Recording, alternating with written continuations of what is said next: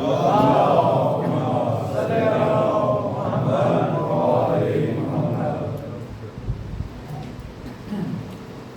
بالله من الشيطان اللعين الرجيم. بسم الله الرحمن الرحيم.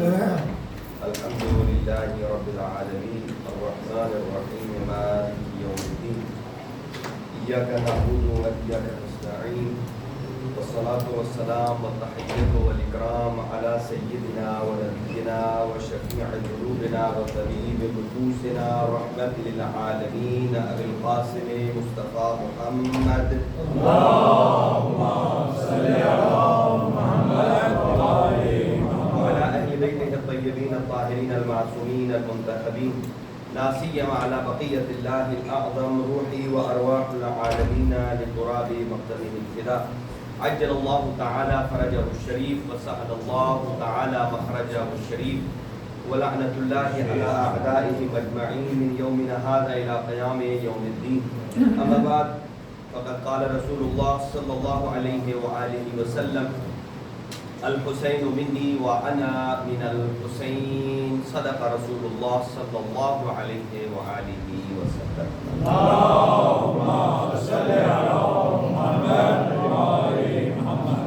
یہ کلمات سے آغاز گفتگو ہے. خداوند متعال تمام مومنین مومنات کے حوائج شریعت پورے فرمائے، اور ان ایام عزا میں ہم سب کو اہل بیت اطہار کے مزید قریب تر فرمائے، ہمارے گناہوں کو معاف فرمائے، اور ہم سب کی دینی بنیادی دینی تمام حاجات کو پوری فرمائے، مریض مومنین کو شفاء کلی عطا فرمائے، اور جن کو اللہ سبحانہ و تعالیٰ نے اولاد سے معروم رکھا ہے ان ایام کے صدقے میں انہیں اولاد عنایت فرمائے.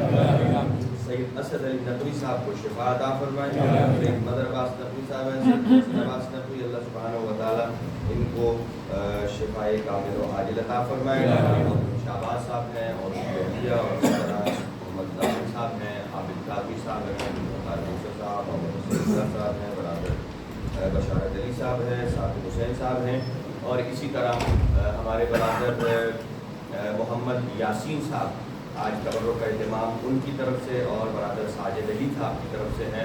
اللہ سبحانہ و تعالیٰ ان کے مال و رزق میں برکت عطا فرمائے، اور برادر محمد یاسین صاحب کے بھائی اللہ سبحانہ و تعالیٰ ان کو صحت اور تندرستی عطا فرمائے.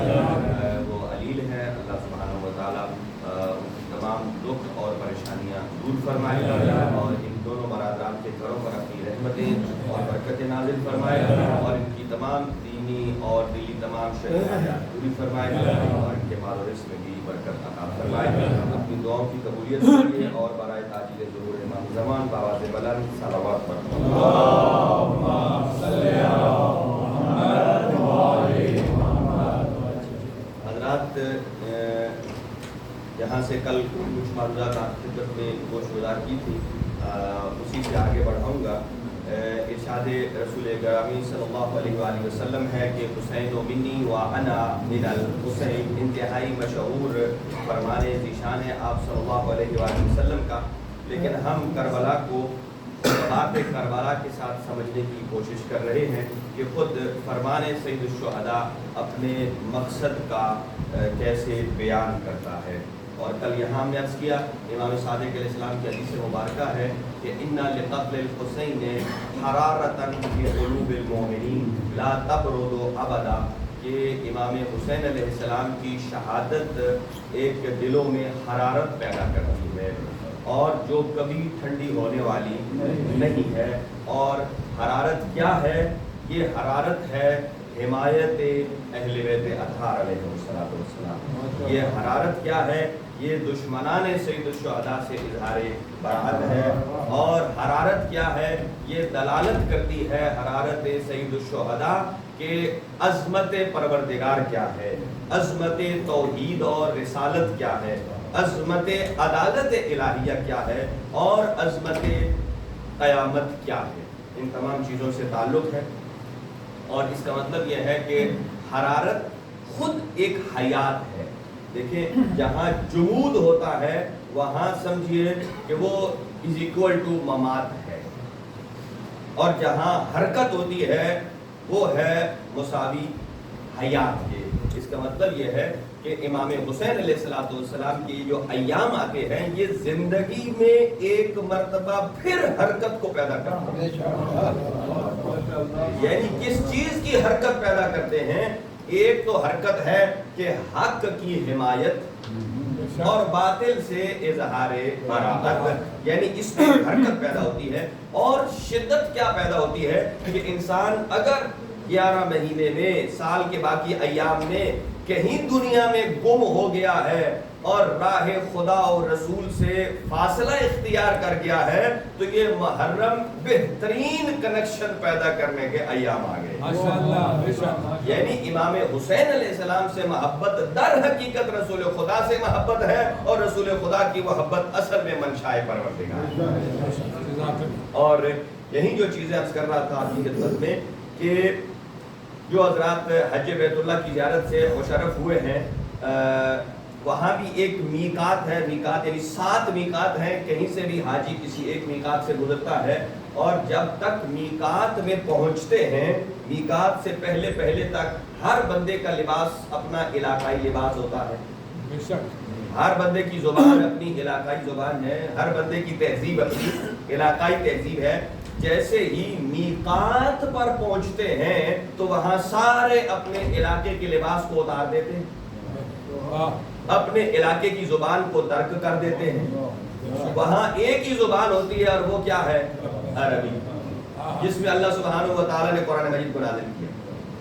اور توجہ فرمائیے گا کہ کوئی افریقہ سے آ رہا ہے، کوئی پاکستان سے ہے، کوئی کینیڈا سے ہے، کوئی امریکہ سے آ رہا ہے، لیکن میقات تک سب اپنے اپنے لباس میں ہیں. اس کے بعد تمام لوگوں کو آپ ایک ہی لباس میں دیکھیں گے، وہ لباس سفید ہے. یعنی میقات سے پہلے پہچان ممکن ہے کہ یہ کہاں سے آ رہا ہے، لیکن میقات کے بعد چونکہ سب کا لباس ایک جیسا ہے، سب ایک روحانی لباس میں ڈھلے ہیں. اب یہ نہیں پتہ چلتا ہے کہ یہ کہاں سے آیا ہے، سب الہی لباس میں ڈھل چکے ہیں. توجہ رکھیے گا، ایک میقات ہے حج بیت اللہ کے لیے اور ایک میقات ہے کربلا معلی، جسے میقات سید الشہداء کہا جاتا ہے. اور دونوں میں مماثلت یہ ہے کہ جب میقات پروردگار میں جاتے ہیں تو سب کا ایک لباس سفید رنگ کا ہوتا ہے، اور جو میقات سید الشہداء پر آتے ہیں سب کا ایک لباس وہ سیاہ ہوتا ہے. اس کا مطلب یہ ہے کہ جیسے وہاں میقات سے پہلے پہچان ممکن تھی کہ یہ کون ہے، کہاں سے آ رہا ہے، اور میقات کے بعد نہیں پتہ چلتا ہے، سارے الہی لباس میں رنگے جاتے ہیں. تو عزائے سید الشہداء میں آنے والا بھی سیاہ لباس پہن کر آتا ہے. اس سے پہلے تو پتا ہے کون ہے، لیکن جب صف اعضاء پہ آ گیا ہے یہ میقات سید الشہداء. توجہ، جب میقات پروردگار میں جاتے ہیں تو فوراً کہنا ضروری ہے لبیک اللہم لبیک، یہ تلبیہ ہے. اور جیسے میقات سید الشہداء پر جاتے ہیں، کبھی آپ اربعین پر جائیں گے ایک ہی لفظ بولیں گے لبیک یا حسین.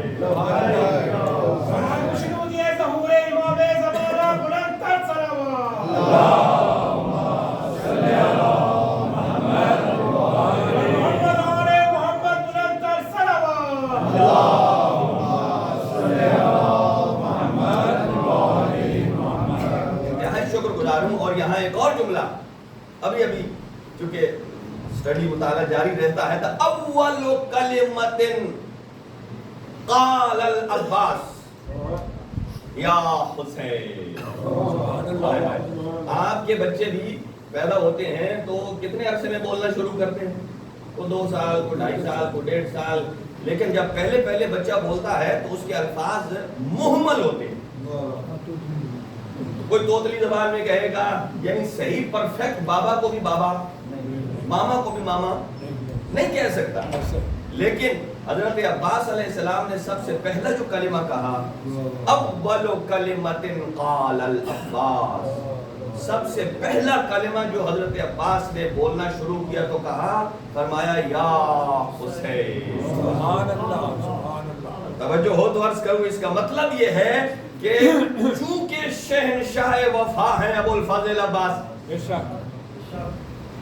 اور دنیا میں کوئی بندہ اگر مسلمان ہونا چاہے تو اسے کلمہ توحید پڑھنا پڑتا ہے، کلمہ رسالت پڑھنا ہے، کلمہ ولایت پڑھنا ہے. لیکن حضرت ابو الفضل عباس نے بتایا ہے کہ اگر کوئی اسلام میں داخل ہونا چاہتا ہے تو اس کا کلمہ ہے کلمہ شہادتین، اور اگر کوئی شہنشاہ وفا کی وفا میں داخل ہونا چاہتا ہے اس کا پہلا کلمہ ہے یا حسین. یہ ہے یا حسین.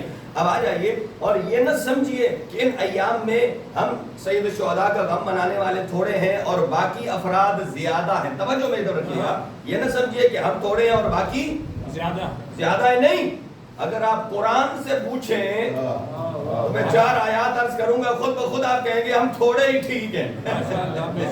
ارشاد پروردگار یہ ہے کہ وَأَكْثَرُهُمْ يَجْهَلُونَ، ان کی طرف نہ جائیے جن میں زیادہ ہیں ہی جاہل،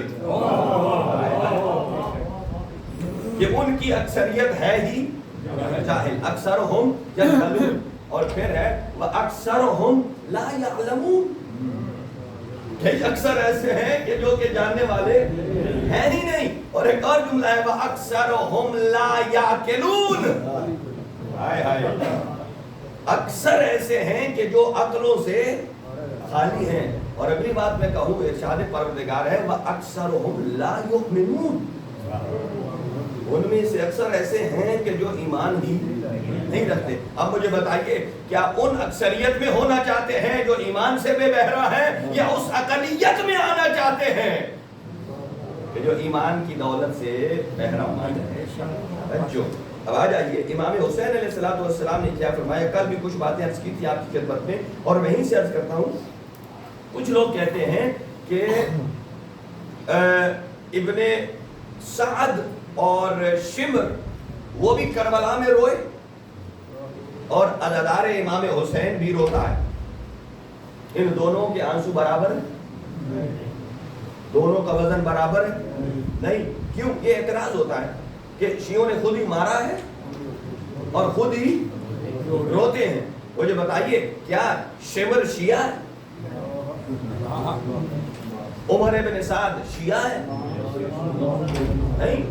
حالانکہ شیعہ اسے کہتے ہیں کہ جو جس کی پیروی کرے، جو جس کی پیروی کرے وہ اس کا شیعہ ہے. جو امام حسین کی پیروی کرے گا وہ امام حسین کا شیعہ، اور جو یزید کی پیروی کرتا ہے وہ یزید کا شیعہ. دیکھیں یہاں کیونکہ آپ بھی تھوڑا تھوڑا ساتھ دیں گے، گزارش کریں آگے آگے تشریف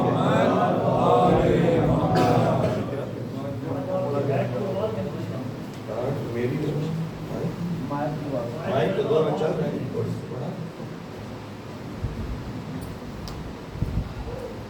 درود بر محمد و آل محمد.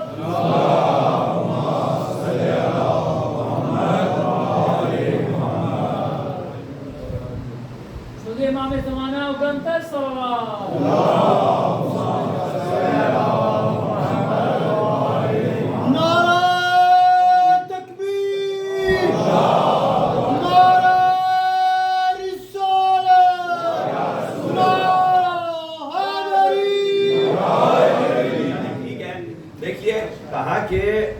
کچھ بہتر ہوئی ہے کہ عمر ابن سعد اور شمر بھی روئے ہیں امام حسین کو دیکھ کر، اور ایک عزادار بھی روتا ہے. فرق عزادار کے رونے میں اور عمر ابن سعد کے رونے میں بڑا زمین آسمان کا فرق ہے کہ جب شمر رویا ہے تو اس کا رونا وہ توبہ کا رونا نہیں تھا. توجہ رکھیے گا، شمر جب رویا تو اس کا رونا توبہ کا رونا نہیں تھا، اور شمر جب رویا تو اس کا اطاعت الہیہ میں رونا نہیں تھا، بلکہ وہ تو امام حسین کو قتل کر کے رو رہا تھا. اور شمر کا رونا نصرت امام حسین اور نصرت حق کے لیے رونا نہیں تھا. ایک بات. اور دوسرا، شمر کا رونا وہ اپنے جرم پر دستبرداری کا رونا نہیں تھا کہ ایک بندے سے غلطی سرزاد ہو گئی ہے پھر روئے گریہ کرے اللہ سے توبہ کرے. نہیں، نہ اس کا توبہ کا گریہ ہے، نہ اطاعت پروردگار کا گریہ ہے، نہ اپنے گناہ سے دستبرداری اور معافی کا ہے، اور نہ ہی نصرت حق کا گریہ ہے۔ اور شیعہ اہل بیت جو ہے اس کا گریہ کیا ہے؟ شیعہ اہل بیت جو ہے اس کا گریہ ہے امام حسین سے محبت کا گریہ، یہ ہے نصرت حق کا گریہ۔ یہ ہے کہ اگر ہم زندگی میں کہیں گناہگار ہو گئے ہیں تو ذکر سید الشہداء کو توسل بنا کر اپنے گناہوں کو بخشش کا ذریعہ ہے گناہوں کا۔ اور دوسرا یعنی مجلس سید الشہداء میں آنا یہ خود دلالت کرتا ہے کہ ہم حق کی حمایت میں نکلے ہیں اور باطل سے اظہار برات کے لیے نکلے ہیں۔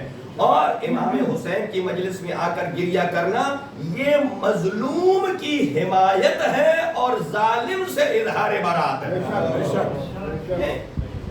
وہ قاتل تھا، امام حسین علیہ السلام مقتول ہے، اور ہم قاتل کے طرفدار نہیں ہیں، ہم کس کے طرفدار ہیں؟ مظلوم کے، مقتول کے۔ لہذا یہاں یہ آخری سطر میں نے لکھا ہے کہ اس کی عداوت کا گریہ تھا اور ہمارا امام حسین سے محبت اور ولایت کا گریہ ہے۔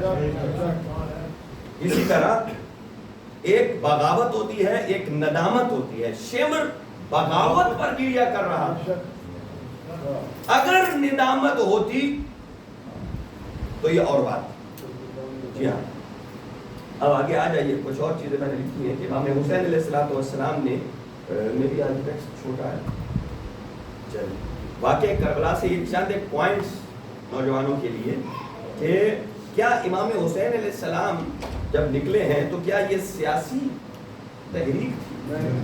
پہلا سوال، امام حسین نے اپنے خیر خواہوں اور مشورہ دینے والوں کو کیا جوابات دیے؟ یہ ہم آنے والے ایام میں گفتگو کریں گے، امام کے جوابات کیا تھے۔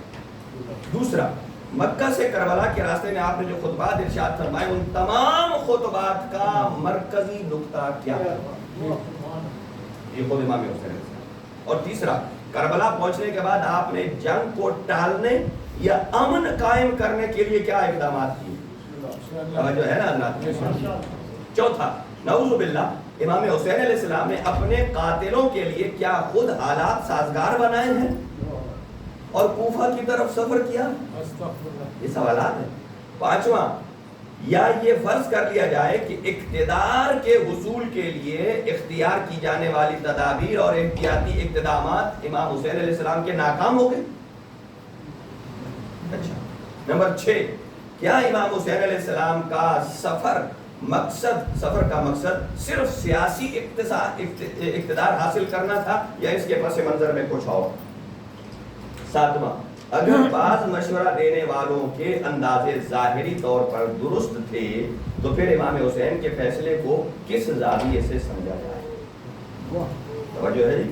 اگلا، نمبر 8، کیا واقع کربلا کو محض دو سیاسی مدعیان اقتدار کے درمیان ایک ناکام اور کامیاب سیاسی کشمکش کے طور پر دیکھا جائے؟ نمبر 9، اگر یہ خالص ایک سیاسی اور عسکری مہم تھی تو امام حسین اپنے اہل خانہ، خواتین، شیرخوار بچوں کو اپنے ساتھ کیوں لے گئے؟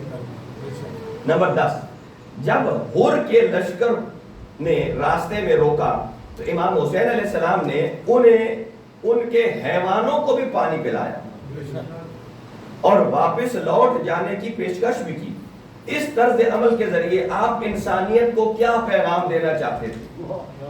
یہ ایک عنوان ہے کہ انہوں نے پیاسوں کے بھی، انسانوں کو بھی پیاسا رکھا اور امام حسین علیہ السلام نے ان کے حیوانوں کو بھی سیراب کیا۔ اس سے امام حسین کیا پیغام دینا چاہتے ہیں؟ اور پھر یہ جتنے باقی سوالات ہیں ان کو عرض کریں گے آپ کی خدمت میں۔ اور قرآن مجید نے امام حسین علیہ السلام نے جو اپنا مقصد قرار دیا وہ تھا امر بالمعروف اور نہی عن المنکر۔ یہ بات یاد رکھیے کہ امر بالمعروف اور نہی عن المنکر صرف اسلام کا اصول نہیں ہے، سارے آسمانی ادیان کا اصول ہے۔ تورات میں بھی امر بالمعروف نہی عن المنکر ہے، زبور میں بھی ہے، انجیل میں بھی ہے، آسمانی تمام صحیفوں میں ہے، بلکہ یہاں تک کہ جتنے آسمانی اور غیر آسمانی مذہب ہیں وہ بھی کچھ کرنے کو لازمی قرار دیتے ہیں اور کچھ چیزوں سے منع ہونے کو بھی جائز قرار دیتے ہیں۔ یہ سب کیا ہے؟ امر بالمعروف کی مثالیں۔ امام محمد باقر علیہ السلام بیان فرماتے ہیں کہ امر بالمعروف کیا ہے اور منکر کیا ہے۔ معروف ہر وہ شے جس سے اللہ اور عقل جائز سمجھے، اور منکر ہر وہ چیز جس سے اللہ سبحانہ و تعالی شریعت مقدسہ اسلام اور عقل اسے نادرست سمجھے، اسے کہتے ہیں منکر۔ اب آگے آ جائیے، اسلام میں یہاں میں 2-3 آیات میں نے کوٹ کی ہیں۔ ارشاد پروردگار یہ ہے، گزشتہ قوموں پر بھی امر بالمعروف اور نہی عن المنکر نہ کرنے پر عذاب آئے۔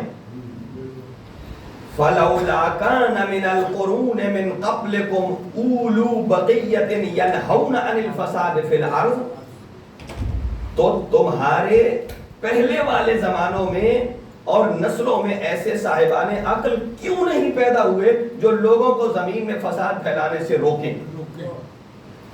اس کا مطلب یہ ہے امام حسین نے امر بالمعروف کر کے ان لوگوں کو عذاب پروردگار سے بچا لیا، عذاب پروردگار سے بچا لیا۔ اور دوسرا، کانوا لا یتناہون عن منکر فعلوہ لبئس ما کانوا یفعلون، انہوں نے جو بھی برائی کی ہے اس سے باز نہیں آتے تھے، بدترین کام کرتے تھے۔ یعنی قرآن مجید میں بہت ہی سرزنش ہوئی ہے ایسے افراد سے کہ جو نہی عن المنکر نہیں کرتے تھے۔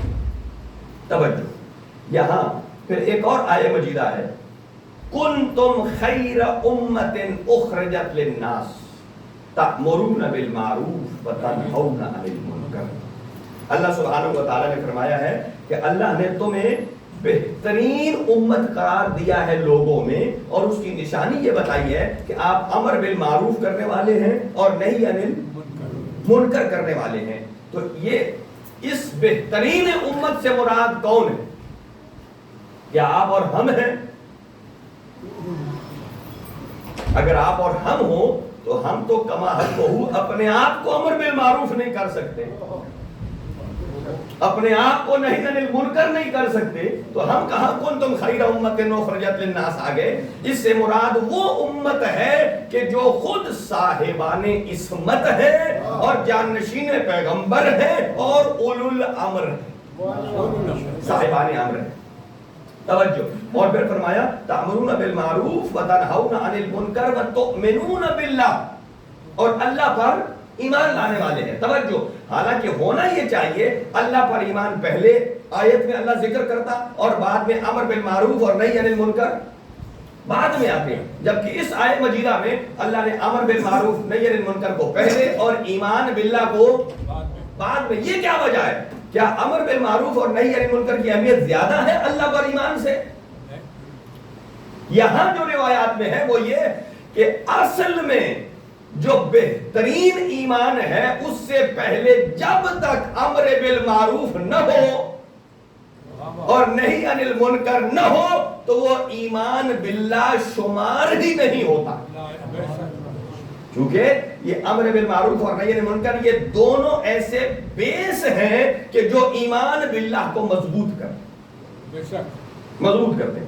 تو امام حسین علیہ السلام نے فرمایا کہ میں امر بالمعروف کے لیے نکلا ہوں اور نہی عن المنکر کے لیے۔ بس 3-4 آیات اور عرض کرتا ہوں آپ کی خدمت میں۔ گفتگو تھوڑی خشک ہے، میرا بھی گلا خراب ہے، آپ کو تھوڑی گفتگو بھی خشک ہے۔ امام باقر علیہ السلام ارشاد فرماتے ہیں، اب سنیے گا کہ امر بالمعروف کے لیے کیا امام حسین علیہ السلام کو جب آپ نے فرمایا کہ میں امر بالمعروف کے لیے جا رہا ہوں تو کیا آل اولاد اور فیملی کو ساتھ لے جانا چاہیے تھا، یا چپ کر کے وہ کہتے مجھے ایک ممبر دے دو میں تقریر کرتا ہوں، اس میں تمہیں معروف بھی بتاؤں اور منکرات بھی بتاؤں؟ کیا یہ کافی نہیں تھا؟ اگر کافی ہوتا تو امام یہ کرتے، امام دیکھ رہے تھے کہ منکرات اتنے معاشرے میں رچ بس چکے ہیں کہ صرف میری تقریر سے اب یہ منکر ختم نہیں ہونے والا،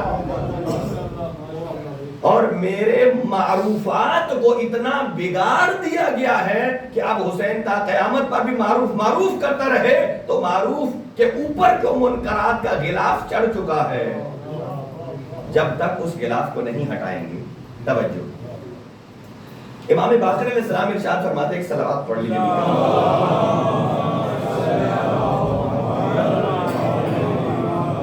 ان الامر بالمعروف و نہی عن المنکر، امر بالمعروف اور نہی عن المنکر یہ دو ایسی چیزیں ہیں، فریضۃ عظیمۃ، ایک بہت بڑا عظیم فرض ہے، اور کرتا کیا ہے؟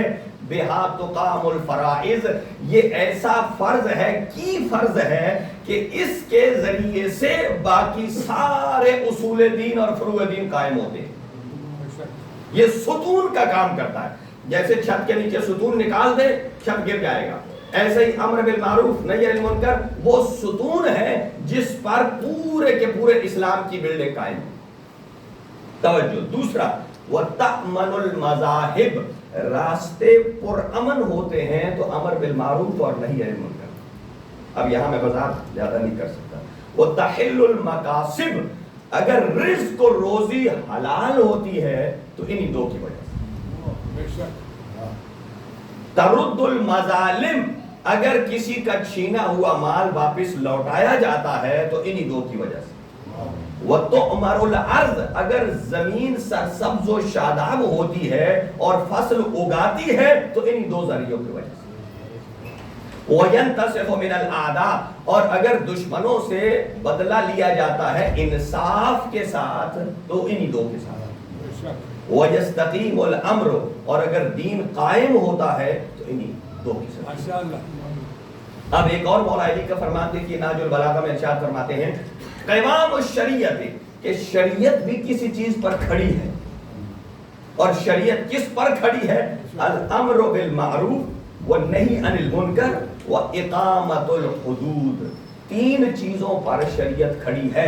اب مجھے بتائیے امام حسین علیہ السلام نے کیوں نہیں فرمایا میں نکل رہا ہوں نماز کے قائم کرنے کے لیے، میں نکل رہا ہوں زکوٰۃ کو ادا کرنے کے لیے، میں نکل رہا ہوں روزہ رکھنے کے لیے؟ یہ نہیں فرمایا۔ امر بالمعروف نہی عن المنکر کیوں کہا اگر یہ دو چیزیں ہیں تو اصول دین بھی ہیں، اگر یہ دو چیزیں ہیں تو فروع دین بھی ہیں۔ نعرہ تکبیر، نعرہ رسالت، نعرہ حیدری۔ توجہ، اب روایتیں دو اور سماعت فرمائیے۔ وقال رسول اللہ صلی اللہ علیہ وآلہ وسلم، آپ نے ارشاد فرمایا، من آمر بالمعروف ونہا عن المنکر، نبی پاک ارشاد فرماتے ہیں کہ جس آدمی نے امر بالمعروف کیا اور نہی عن المنکر کیا، یعنی اچھائی کا حکم دیا اور برائی سے روکا، فَهُوَ خَلِيفَةُ اللَّهِ فِي أَرْضِهِ، وہ اللہ کی زمین میں اللہ کا خلیفہ ہے۔ توجہ، یعنی جس نے یہ دو کام کیے وہ اللہ کی زمین میں اللہ کا خلیفہ، بولیے خلیفہ ہے۔ اور پھر آگے جملہ، صرف اللہ کا خلیفہ ہی نہیں، وَخَلِيفَةُ رَسُولِهِ، پھر جس نے امر بالمعروف کیا نہی عن المنکر کیا وہ اللہ کا بھی خلیفہ ہے اور رسول پاک کا بھی، بولیے۔ اور تیسرا جملہ کیا ہے؟ وَخَلِيفَةُ كِتَابِهِ، اور اللہ کی کتاب کا بھی۔ یہ نبی پاک فرماتے ہیں کہ جو امر بالمعروف اور نہی عن المنکر کرے، اللہ کی زمین میں اللہ کا خلیفہ، اللہ کی زمین میں نبی پاک کا خلیفہ، اللہ کی زمین میں کتاب خدا کا خلیفہ۔ اب مجھے بتائیے کہ 61 ہجری میں اللہ کی زمین پر خلیفہ کون تھا؟ دیکھیے یہ مقام فیصل ہے، یہ نبی پاک کی حدیث سے استناد ہے۔ آپ فرماتے ہیں کہ جو امر بالمعروف کرے نہی عن المنکر کرے وہ اللہ کی زمین میں اللہ کا خلیفہ اللہ کی زمین میں نبی پاک کا خلیفہ، اللہ کی زمین میں اللہ کی کتاب کا خلیفہ۔ اب مجھے بتائیے 61 ہجری میں امر بالمعروف نہی عن المنکر امام حسین کر رہے تھے یا یزید کر رہا تھا؟ اگر امر بالمعروف نہی عن المنکر امام حسین کر رہے تھے، اس کا مطلب یہ ہے 61 ہجری میں بھی اگرچہ ظلم یزید کر رہا تھا، مظلوم امام حسین تھے، لیکن اللہ کی زمین میں اللہ کا خلیفہ بھی حسین ہے، نبی پاک کا خلیفہ بھی حسین ہے، اور اللہ کے قرآن کا خلیفہ بھی حسین ابن علی ہے۔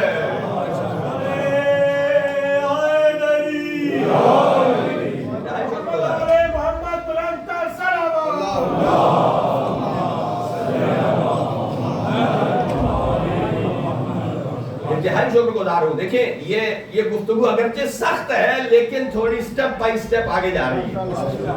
چلیں ایک اور عرض کروں آپ کی خدمت میں، ایک اور روایت، یہ سیکنڈ روایت پر آ جائیے۔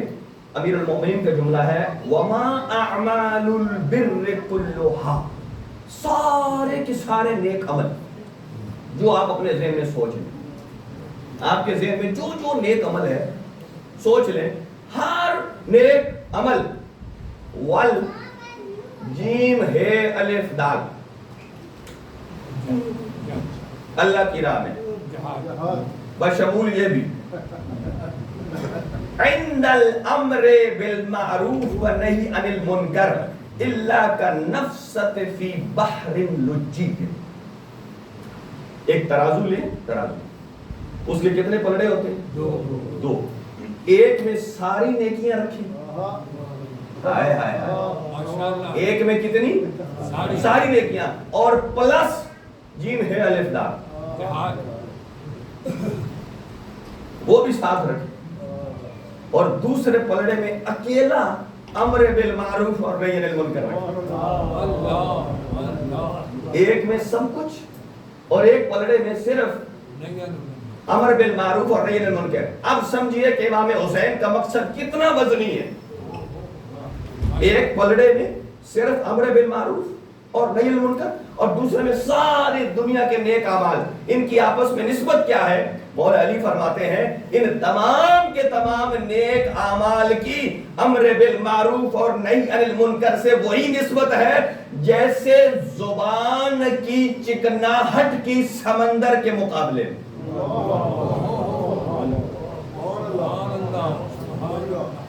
زبان کی تراوت، زبان کے اندر جو آپ کی جسے کیا کہتے ہیں تری، زبان کی تری کتنی ہوتی ہے؟ تھوڑی دیر بھاگ کے آئے تو 10 دفعہ زبان مارے ہم تب جا کر غلط تر ہوتا ہے، ٹھیک ہے؟ اور ایک طرف 7 سمندر۔ تو امیر المومنین نے امر بالمعروف اور نہی عن المنکر کو 7 سمندروں سے تعبیر کیا، اور باقی سارے اعمال کو اس زبان کی تری سے کیا۔ اب مجھے بتائیے کہ امام حسین نے امر بالمعروف کا انتخاب کس لیے کیا ہے؟ اس لیے کیا ہے کہ اگر امر بالمعروف ہے تو اس میں آپ زندگی کا ہر نیکی کا عمل شامل کر سکتے ہیں، یہ بنیاد ہے۔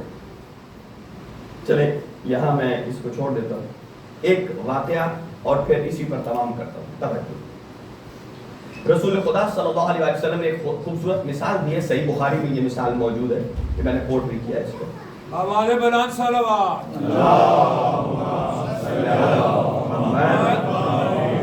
حضور سرور کائنات نے امر بالمعروف کی مثال دی ہے، اور وہ کیا کہ چند ایک بندے ہوں، انہوں نے مل کر اپنا اپنا پھٹا لایا ہو کشتی بنانے کے لیے۔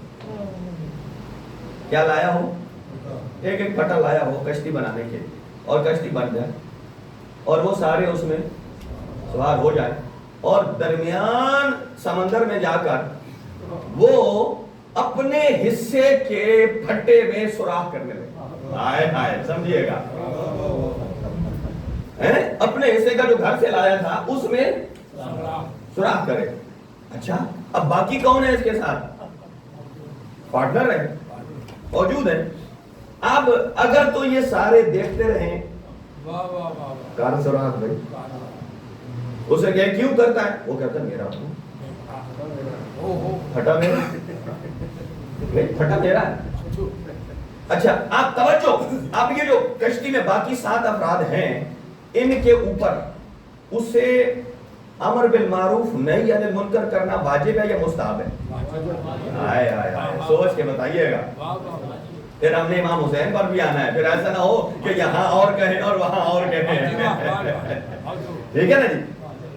اب یہاں اگر تو آپ کہیں ٹھیک ہے کر لو, تو نتیجہ کیا نکلے گا؟ توجہ, نتیجہ کیا نکلے گا؟ نتیجہ یہ نکلے گا جب کشتی میں وہ سوراخ کرے گا, بھلے اپنے حصے کے پھٹے میں کرے گا, لیکن جب اس میں پانی آئے گا تو صرف وہ اکیلا نہیں ڈوبے گا, یہ سارے ڈوبیں گے. اب اپنے آپ کو ڈوبنے سے بچانے کے لیے ان 7 پر بھی واجب ہے وہ اس ایک کو بھی امر بالمعروف کرے تاکہ اس کی وجہ سے ہم نہ ڈوبے. اب سمجھے امام حسین نے امر بالمعروف کیوں کیا ہے؟ فرمایا وہ یزید تو ڈوبا ہوا ہی ہے, میں اور بہت سارے افراد کو امر بالمعروف کر کے جہنم میں غرق ہونے سے بچا لوں. اور اسی لیے ہے ان الحسین مصباح الہدی و سفینۃ النجات, کہ امام حسین ہدایت کا چراغ ہے اور نجات کی. یہاں اس لیے ایگزامپل دی ہے میں نے کہ یہاں ایک کشتی تھی جس میں 5-6 پارٹنر تھے, اپنا اپنا پھٹا لے کر آئے تھے. جب اپنے اپنے پھٹے میں امر بالمعروف واجب ہے اور یہاں تو لوگ اپنا پھٹا لے کر آئے تھے, یہاں تو خود رسول اکرم کی زبان سے جملے نکلے ہوئے ہیں کہ ان الحسین مصباح الہدی و سفینۃ النجات, کہ امام حسین کی محبت ہے ہی نجات کی کشتی. اس کا مطلب یہ ہے کہ جو اپنے ایمان کا ایک پھٹا بھی حسین کی محبت سے جدا کر لے گا وہ جہنم کی گہرائی میں اتر جائے گا. لہذا اگر کشتی حسین میں سوار ہونا ہے تو اپنے اعمال کے تمام پھٹوں پر لکھنا پڑے گا یا حسین. نعرہ تکبیر, نعرہ رسالت, نعرہ حیدری. حسینیت زندہ باد, حسینیت زندہ باد,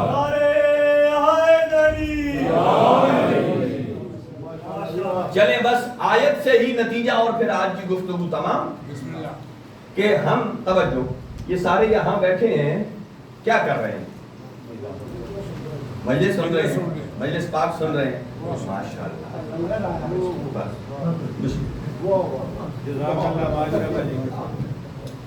ہم یہاں سارے کیا کر رہے ہیں؟ مجلس سن رہے ہیں. اچھا اگر میں یوں کہوں کہ ہم امر بالمعروف کر رہے ہیں, نہیں اچھا سنیے گا. اچھا مجھے بتائیے, جب میں ایک لفظ استعمال کرتا ہوں کہ تاریخ میں آپ کو کوئی سخی بندہ معلوم ہے؟ کوئی سخی, میں نے تو نہیں کہا آدم بھائی آئے, آپ کے ذہنوں میں آ گیا, کیوں آ گیا آدم بھائی؟ چونکہ یہ صفت اتنی مشہور متصف اس کے ساتھ ہو چکی ہے, اب یہ لازم و ملزوم ہے. جب سخاوت کہیں گے تو حاتم طائی آئے گا, جب حاتم طائی کہیں گے تو آئے. امام حسین نے ایسا امر بالمعروف کیا ہے اور نہی عن المنکر کیا ہے. اب امر بالمعروف اور نہیں عن المنکر کا دوسرا نام پڑ گیا ہے حسین. کیا نام پڑ گیا ہے؟ اب دیکھیے, ہم مجلس میں بیٹھے, یہ قرآن مجید کی آیت ہے, یہ آپ دیکھ رہے ہیں, بسم اللہ الرحمن الرحیم. المؤمنون والمؤمنات بعضهم اولیاء بعض, کہ مومن مومنین کے دوست ہیں, مومنات مومنات کی دوست ہیں, اور جب یہ آپس میں بیٹھتے ہیں تو کرتے کیا ہیں؟ یأمرون بالمعروف وینہون عن المنکر, اور نہیں امر بالمعروف اور نہیں عن المنکر کرتے ہیں. میں اگر اس کا دوسرا نام لے لوں کہ اگر امر بالمعروف اور نہیں عن المنکر نام ہی پڑ جائے حسین ابن علی کا, اس کا مطلب یہ ہے مومنین بیٹھتے بھی ہیں تو کہتے ہیں یا حسین.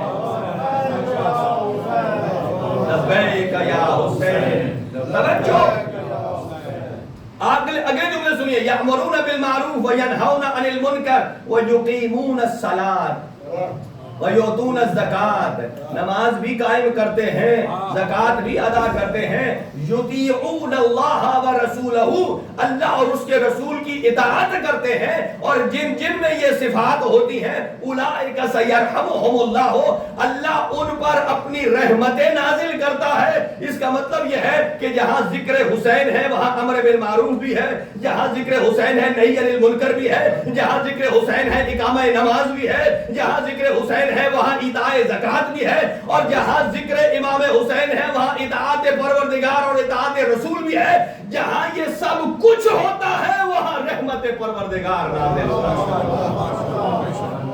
اور اگلی آیت سن لیجئے، ارشاد رب العزت ہے وعد اللہ المؤمنین والمؤمنات، اللہ نے مومنین اور مومنات سے وعدہ کیا ہے جنات تجری من تحتها الانہار خالدین فیہا، کہ اللہ انہیں ایسی جنتیں عطا کرے گا کہ جن کے اندر سے دودھ کی نہریں جاری ہوں گی، اور مساکن طیبۃ فی جنات عدن، اللہ انہیں جنت عدن میں بہترین محلات عطا کرے گا۔ وَرِضْوَانٌ مِّنَ اللَّهِ اکبر، توجہ رکھیے گا، وَرِضْوَانٌ مِّنَ اللَّهِ اکبر، یعنی اللہ اپنی طرف سے انہیں رضی اللہ کی ڈگری دے گا۔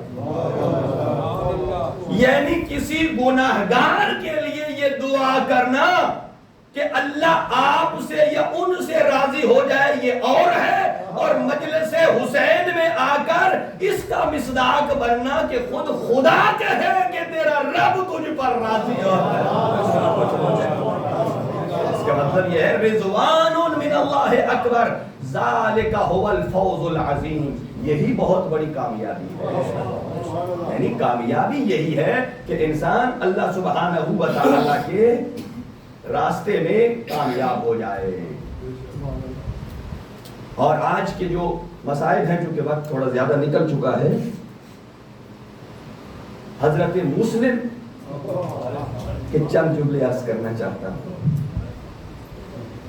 حضرت مسلم کو جب بھیجا نا کوفہ امام حسین نے، اور کہا کوفہ والوں کو ایک خط بھی لکھ کر دیا، انی باعث الیکم اخی وابن عمی وثقتی من اہل بیتی، اے کوفہ والو میں تمہاری طرف عام بندہ نہیں بھیج رہا، اپنے چچا کا بیٹا بھیج رہا اور اپنے اہل بیت کا معتبر ترین فرد ہے، زیادہ وقت نہیں ہے۔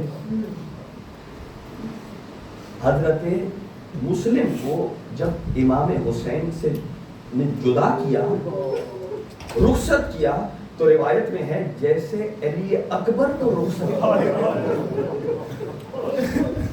ویسے ہی حضرت مسلم کو رخصت کیا۔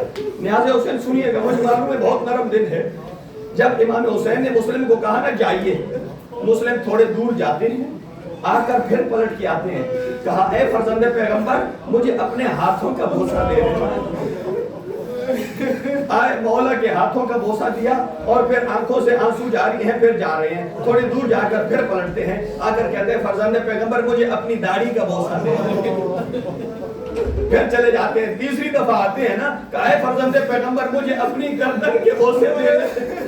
نہ جانے امام حسین کی گردن کے بوسے کیوں لیتے تھے، جب کہا نا اے مسلم اگر کوفے جانے کی ذمہ داری بھاری لگ رہی ہے تو نہ جائیے، کہا آقا مجھے سفر کی طوالت سے گھبراہٹ نہیں ہے، لیکن میرا دل کہتا ہے کہ اس کے بعد میں زہرا کے لال کو کبھی زندہ نہیں ملوں گا۔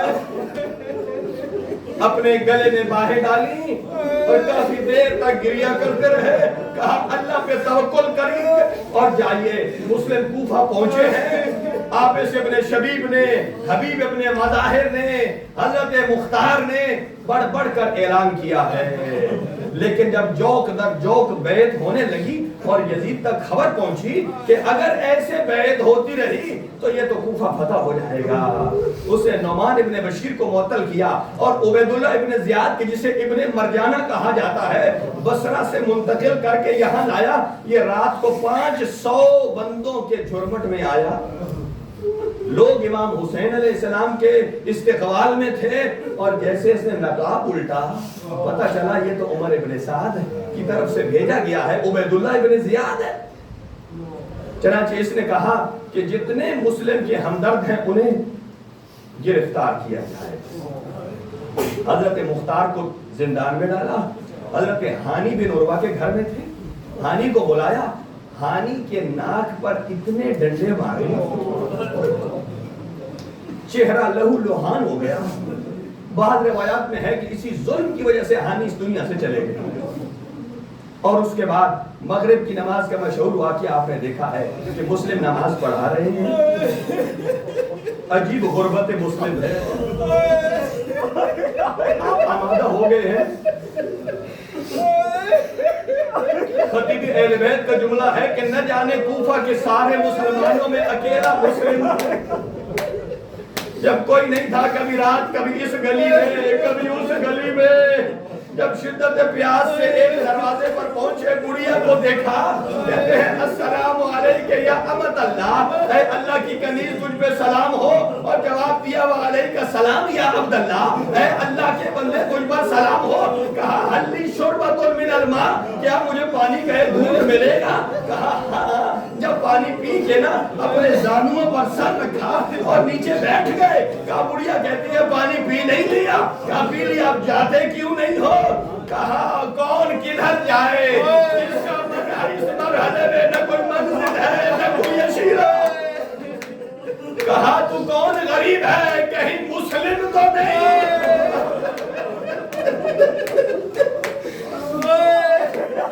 اولاد مسلم کی جوڑی کے صدقے اللہ انہیں اولاد عنایت کرے۔ کہا اندر آقا تشریف لے آئیے، بستر بنایا، کہا بستر چھوڑ دو، مجھے مصلی عبادت دے دو۔ مسلم چاہتا ہے آخری رات اللہ سے جی بھر کے راز و نیاز کر لے۔ جیسے ہی فجر طلوع ہوئی، دروازے پر فوجیں آنا شروع ہو گئیں۔ بس دو جملے عرض کروں گا، فوجیں آنا شروع ہو گئیں، مسلم نے امامہ سر پہ رکھا، کلمہ استرجاع پڑھا، انا للہ و انا الیہ۔ بڑھیا کہتی آقا آپ یہاں رکیے، میں ان سے کہتی ہوں کہ ظالموں یہ میرے مہمان ہیں۔ اور انہوں نے کہا بڑھیا مسلم کو باہر نکال دو، وگرنہ ہم تیرے گھر کو آگ لگا دیں گے۔ جب آگ کا نام آیا، مسلم نے کہا اے بڑھیا میں غیرت ہاشمی کا مالک ہوں، میں نہیں چاہتا تیرے دروازے پر کوئی غیر محرم آ جائے۔ میں کہوں گا حضرت مسلم یہاں تو کوفہ میں ایک بڑھیا کے گھر پر نہ محرموں کا گریہ کر رہے ہیں، کل کیا ہوگا؟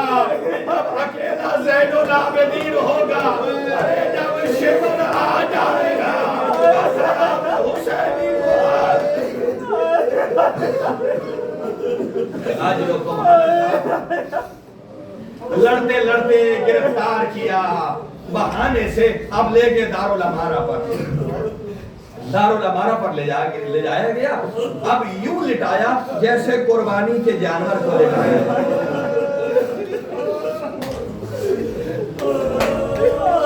جلاد کے ہاتھ میں تلوار ہے، ادھر سے مولا حسین مجلس سے مقام زبانہ پر پہنچے۔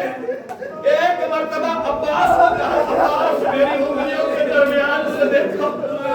کیا دیکھا؟ دارالامارہ کا منظر ہے، جلاد ہاتھ میں تلوار لیے ہیں، ارے مسلم کا گردن لٹک رہی ہے، اور کہا آقا مجھے جلدی سے کوفہ پہنچا دیجیے۔ کہا کیوں؟ کہا جب مسلم کا سر گرے گا پھر کوئی تو سر لینے والا ہو۔ اور کہا وہ دیکھ پانے والے اور میری ماں زہرا موجود ہے، اور کہہ رہی آ جاؤ میرے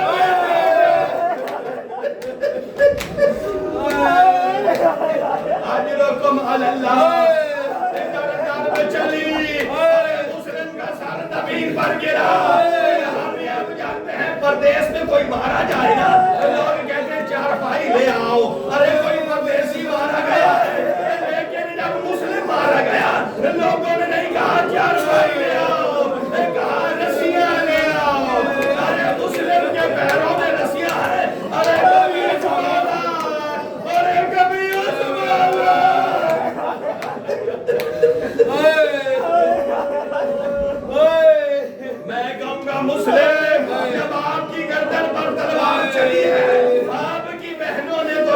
لیکن ہائے مظلوم کربلا سر قدم کے فاصلے پر سر پہ رکھ کے قرآن کہتی رہی میری ماں نے چکی